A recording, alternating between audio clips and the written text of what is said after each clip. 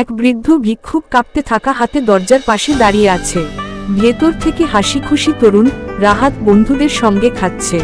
বৃদ্ধ ধীরে বলল, একটা ভাত দেবে বাবা, অনেক ক্ষুধা লেগেছে।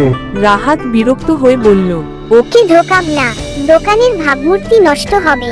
চোখে অভিমান, মুখে ক্ষুধা। কেউ খায় তৃপ্তির জন্য, কেউ শুধু বাঁচার জন্য। কয়েক বছর পর একই জায়গায় এখন একটু বড় রেস্টুরেন্ট। এক তরুণী, রাহাতের মা, দোকানে আসে, একটু লজ্জিত মুখে বলল, ছেলেটা অসুস্থ, একটু খাবার পাবো কি? দোকানের ভিতর থেকে একজন আসে, পরিপাটি পোশাক, শান্ত মুখে। ওই একই বৃদ্ধ ভিক্ষুক। তিনি এক থালা খাবার এগিয়ে দেন, ধীরে বলেন, খিদে চেনা মুখগুলো আমি বলিনি। মা অবাক হয়ে তাকায়, চোখে জল এসে যায়। দোকানের নামফলকে লেখা, দয়ার থালা। কয়েক মুহূর্ত পর দরজার পাশে দাঁড়িয়ে রাহাত দূর থেকে সব দেখছে। চোখে অনুশোচনার ছায়া, ঠোঁটে মৃদু হাসি।